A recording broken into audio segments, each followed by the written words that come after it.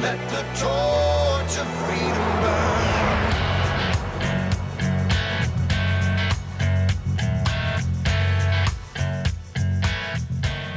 Welcome to the intersection of faith and the culture. It's WallBuilders Live, and we are looking at things from a biblical, historical, and constitutional perspective. Whatever that hot issue of the day, that's the right way to assess it. You got to look at this issue, whatever you're talking about, and say, wait a minute, what's the Bible say about it? What's the right way to treat each other based on what the Bible says? What's the right way to form a society based on what the Bible says? And what does history teach us about it? What can we learn from the past, where we've done things the right way, where we've done things the wrong way, where we've gotten good results versus bad results? So much we can learn just by looking at that historical context. And then, of course, the constitutional perspective. How does our system here in America work? My name is Rick Green. I'm a former Texas legislator and America's Constitution coach. David Barton and Tim Barton are usually with us. David Barton is America's premier historian and our founder at WallBuilders. Tim Barton's a national speaker and pastor and president of WallBuilders. And most of our shows, you can go on wallbuilderslive.com right now and get them in the archive section. Most of the time, you get to hear from David and Tim. Today, we've got a special guest. We're going to be diving right into that. It's an extended interview with Christopher Harris from Unhyphenatedamerica.org. Be sure and check out that website. We haven't had Chris on in quite a while, and we should have. I miss having him on, and it's good to have him back. We're going to be talking about voting in person. They've got a specific program out right now, a VIP program encouraging people to vote in person. Make sure your vote is counted on Election Day. Anyway, Chris will be with us when we come back from the break. I want to encourage you to visit our websites. We have two of them. WallBuildersLive.com is our radio site. That's the one I mentioned where you can get archives of the program from the last few weeks and months. It's also where you can make a contribution. This is a listener-supported program. So as a listener, I'm asking you to support us. Pray about it. Think about it. Look at your numbers. What can you do? Maybe it's a monthly donation. Maybe it's a one-time donation. But let me tell you, truth is needed in our culture. Oh, man, like never before. I mean, we are in a battle for truth right now. It's an information war. And we have got to get the truth out there, and every dollar you donate to WallBuilders Live helps to expand that message, get these shows and the tools that we give to people in the hands of as many people as possible. Every dollar helps to improve that, whether we're training pastors or young leaders or legislators or citizens of all ages, all backgrounds, all over the country on the Constitution and how to take your biblical worldview and your knowledge of the Constitution and be a good citizen and fulfill your civic duty and your biblical duty. All of that stuff happens because of those contributions. So we really do appreciate you going to wallbuilderslive.com today and making a donation. Now, I did say there's two websites. There's wallbuilderslive.com, the radio site, and then there's wallbuilders.com. Right now today, you can go to wallbuilders.com. You can get all kinds of great news of the day. You can also get great tools, whether it's the Constitution class, Constitution Alive, or it's Foundations of Freedom, our television series there. We've got all kinds of curriculum. You can read articles for free. There's a ton of information. Check it out at wallbuilders.com. I'm going to take a break a little bit early here. We're going to spend some time today with Christopher Harris, so stay with us. We'll be right back on WallBuilders Live.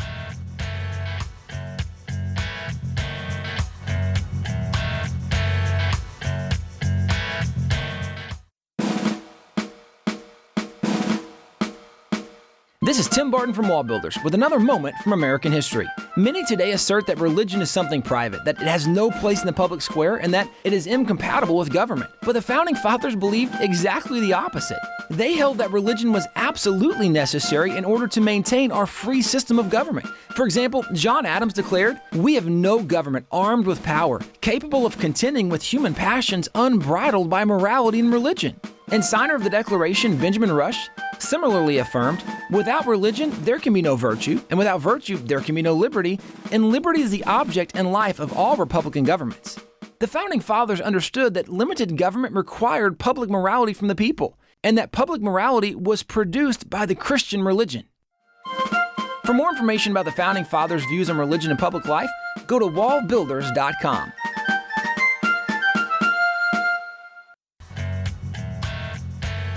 Welcome back. Thanks for staying with us here on WallBuilders Live. Christopher Harris back with us. Been way too long. Chris, good to have you back, man. Thanks for some time today. Hey, Rick, thanks for having me on. Unhyphenatedamerica.org. Let's see, the first time you and I talked about this has it been 4 years, 3 years, 5 years? It's been a while. About 4 years. It's been about 4 years since we first talked. So you started doing Unhyphenated America several years ago, getting people to come together, but you've got a really specific call this year. Right here at election time, you guys have done a really cool program, Vote in Person, VIP.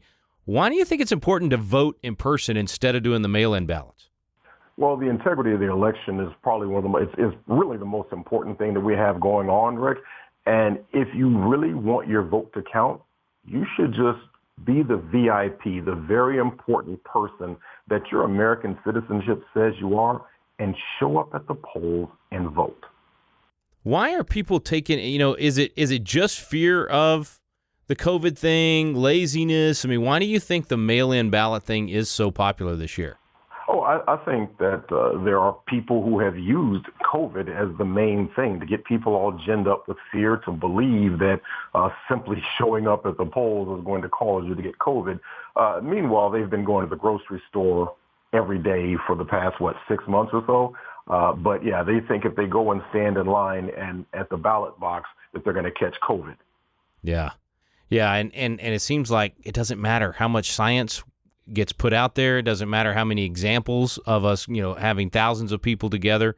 I mean, it doesn't matter. They just keep cowering in fear. I don't know how many symbols it's going to take of us seeing people together for that, not to happen. I know I had 650 people out here in my backyard for the watch party whenever Trump accepted his nomination. We had hundreds and hundreds of people at other events that we've had, and of course we've had thousands in the streets in the protest. I mean, we've had the convention, the Republican convention had thousands there. I mean, I just don't know why people continue to be afraid to go vote. But your point is, man, this is your civic duty. This is the most important thing you can do as a citizen, to let your voice be heard. Don't take a chance. Show up and let it be counted on Election Day, not a week later, not a month later. Well, Rick, I'm not advocating that anyone play the lottery or anything like that, but I have to ask people the simple question. If you won a lottery ticket for hundreds, thousands, let alone millions of dollars, would you trust it by mailing it in, or would you show up at the polls to go vote? That's I think good. you and I both know the answer.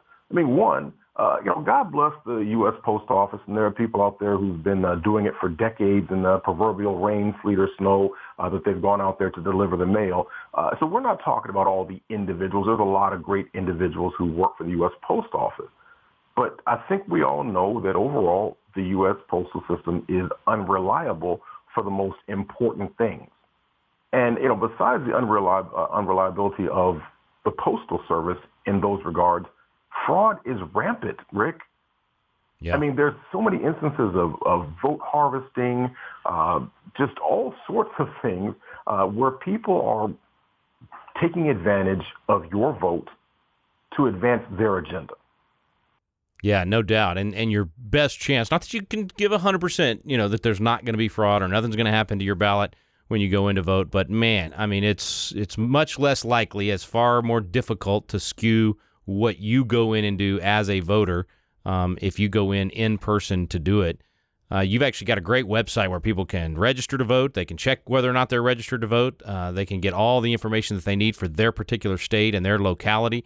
So some fantastic tools that you've made available to people, and they can figure it out at their particular state as well. So vote in person, VIP, and I guess you can get there easiest by going to your regular website, which is unhyphenatedamerica.org, right? Correct. Or they can go directly to the website, which is the VIP.unhyphenatedamerica.org. So if you want that direct link, just go to VIP.unhyphenatedamerica.org, and that should pretty much give you all the information that you need. Now, I'm not going to tell you who to vote for.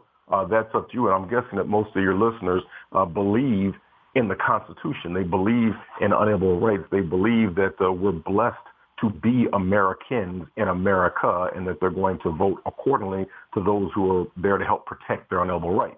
But if you have any questions about how to go about and vote, or where to go out and go about voting, you can check out that website.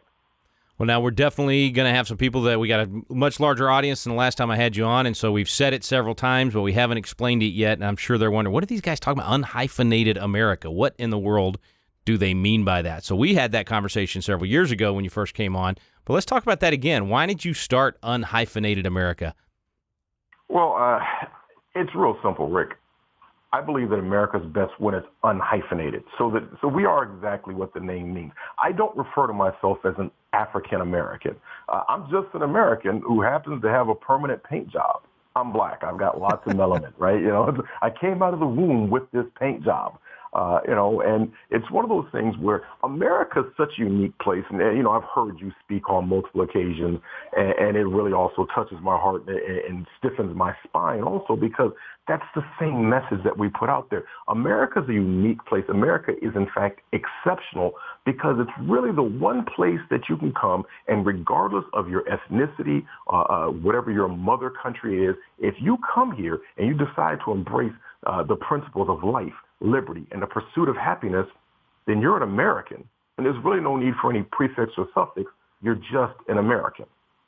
I got to wonder what it's been like for you the last few months, Chris. This has been a, obviously difficult time in the country, and your message is, to people that, hey, we're all Americans. We shouldn't see each other as African-American, Irish-American, or whatever. But man, there's an effort right now to this intersectionality thing, to divide us by race, divide us by income, whatever they can do to get us to not see each other as just fellow Americans. How have you responded to that? Rick, if I'm being completely blunt and honest, there are times when my spirit grows a little weary. I grow weary in well-doing because there's such a tidal wave by the left, by the mainstream media, of trying to separate us based on what is really the most superficial aspect of our humanity. But every time I really start to feel like that, God blesses me by having someone reach out to me or points me in the direction of some other story where I start to realize that more people are getting it than not getting it. There are more people who are sitting there going, yeah, that's right. We can just be American. Why do we have to be an African American or Hispanic American or any other type of American? Why are we falling into the Marxist dialectic or cultural Marxism that seeks to separate us based on those really superficial aspects of our humanity? There are more of us who are getting it. I actually, sometimes I'll go and look at the walkaway movement. I don't know if many of your listeners are familiar, but if you look at the hashtag walkaway movement, it's amazing to see all the diversity of people of different ethnic backgrounds who are starting to get it. And they say, you know what? I just want to be an American. So good. And the way it should be, right? That's how it should be. Christopher Harris, our guest. Stay with us, folks. We're going to take a quick break. We'll be back in just a moment. In the meantime, check out his website, unhyphenatedamerica.org. Stay with us. You're listening to WallBuilders Live.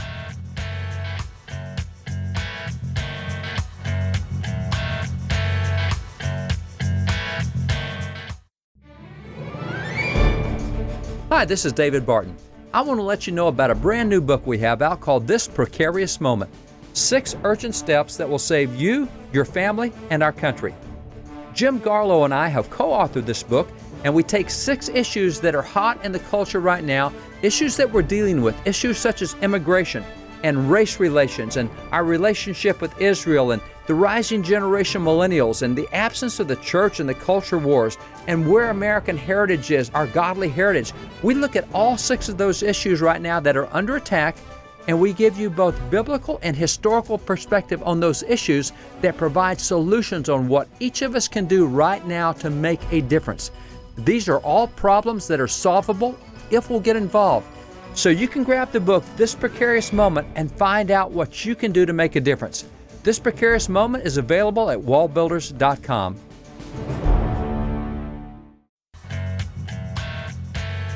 We're back here on WallBuilders Live. Christopher Harris, our guest today. The website, unhyphenatedamerica.org. Christopher, you were saying before the break, that more people are getting it than not getting it, and I couldn't agree more. I felt the same thing in the last few months. Even as it felt like we were more divided than ever, and part of it depended on where you got your news and what your particular echo chamber was on whatever social media.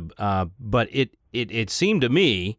And was really, encouraging and kind of reignited my belief in the American people as I saw so many people coming out of this and going, I have been awakened, man. Now I see what the left has been doing. Because most people, when guys like you or me would go, talk about the Marxist effort in education, the Marxist, philosophy that's undergirding a lot of this division and whatnot, people just kind of glaze over, right? I mean, they was like, what are you talking about? It's not a philosophy class. Well, now they're staring it right in the face, and so they're listening, and like you said, more of them getting it than not getting it. Yes, the ones that don't get it seem to be really loud, but the ones that are getting it, I'm just seeing a real awakening out there of people across the spectrum saying, wait a minute, it seems like we're losing everything that America stands for. We're losing everything that we've been working for to make America, truly exceptional for all Americans, and taking a step back in terms of division. So that's I'm sorry for giving a speech here, but I mean, I feel like you do, and you're reassuring me here that in the same way, you're seeing the same thing. More people I like the way you said,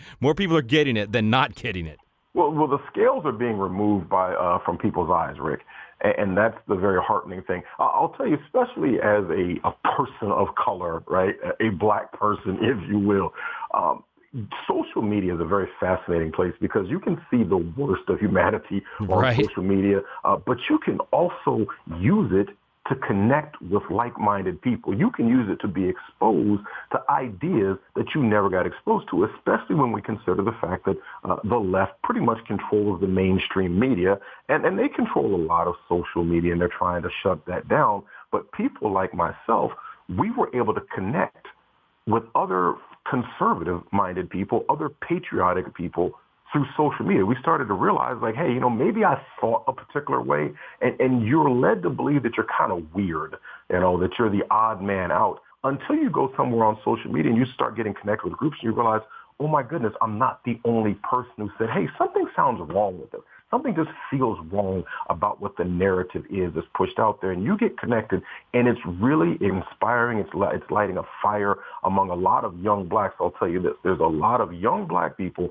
who are starting to recognize that what they need is not, they don't need handouts.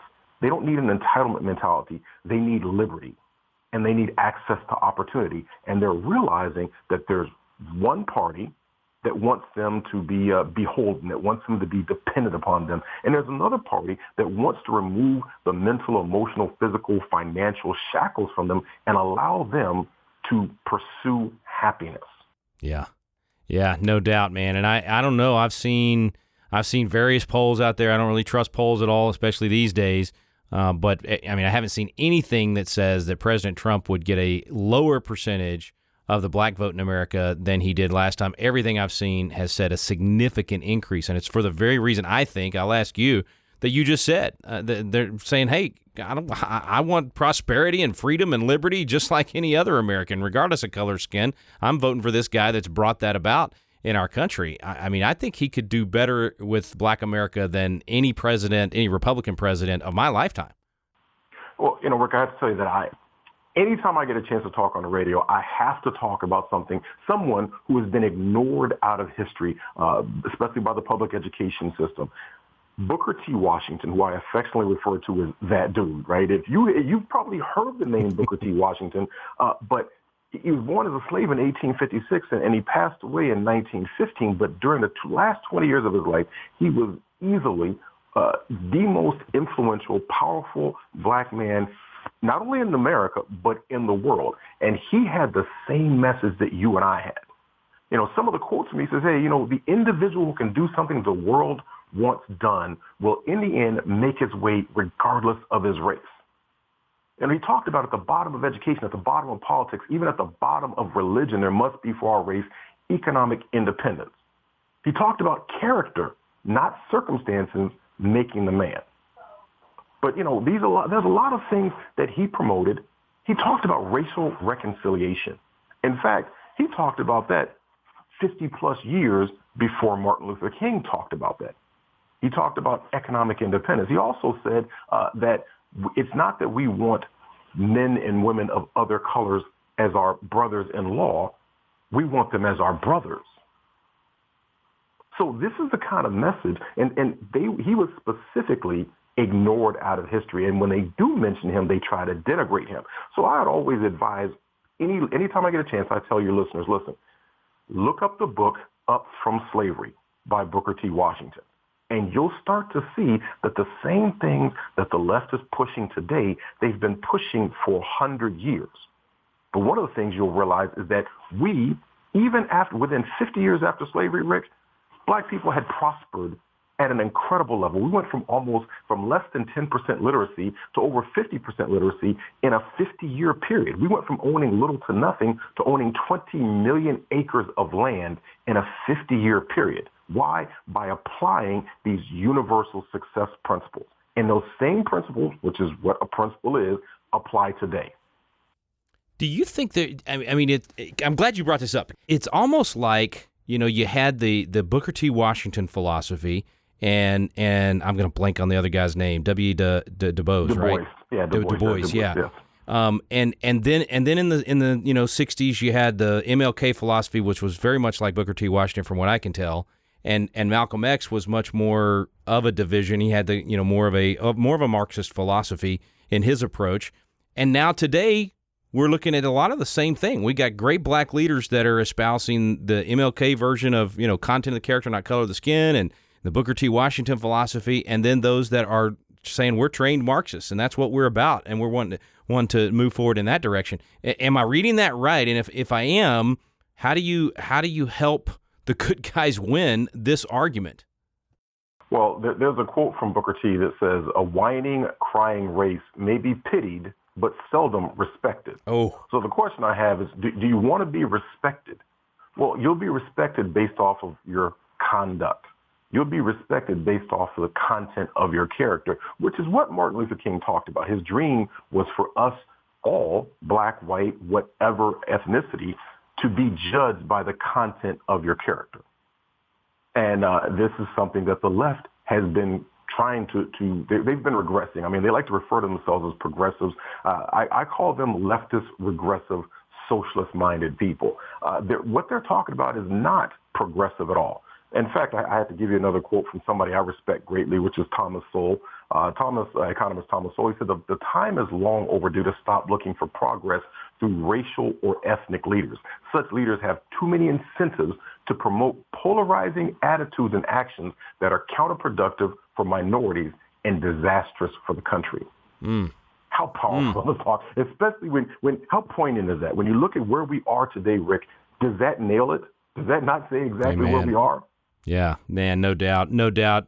Christopher, how can people follow you, man? How can we get more info and keep up with you? I can't remember. Are you on Twitter or Facebook? What's your outlet for social media? You doing Parler? A little bit on Parler. You can find us at Unhyphenated America on Parler, but primarily you can find us on Facebook at Unhyphenated America. And I have to say, here's the crazy thing about the left, and this is why we're in such a battle right now, Rick. We have over 50,000 followers, people who have clicked the like button to follow Unhyphenated America, but on a regular basis, because of what the left is doing, and big tech is part of the left, they're suppressing our voice. We literally, on average, get about 1,000 responses on one post out of 51,000 people, or 50,224. I just looked it up right now. 50,224 people have chosen to follow, and the stats they give me, they let about 1,000 people see each post. Yeah, it is the ministry of truth, brother. They are, it's the Orwellian society, and they are the ministry of truth, deciding what gets out and what doesn't, and it's absurd. So one of the best ways to get around that, and encourage our listeners right now to get on Facebook, like your page, and share your posts. We need to get this truth out there. I appreciate all you do, man. I love seeing you get on Tucker Carlson and all the other shows out there. I just hope your voice continues to be amplified, and let's get you back again soon. This was way too long to wait for another time to come on, so let's do it again soon. Definitely a pleasure, Rick. I appreciate you. Hey, thanks, man. Thanks for coming on. It's Christopher Harris, unhyphenatedamerica.org, and check out the VIP program, Vote in Person. You can go to vip.unhyphenatedamerica.org, or just go straight to their website, and they've got links to jump over there. Chris, thanks for being with me, brother. God bless you, Rick. Stay with us, folks. We'll be right back on WallBuilders Live.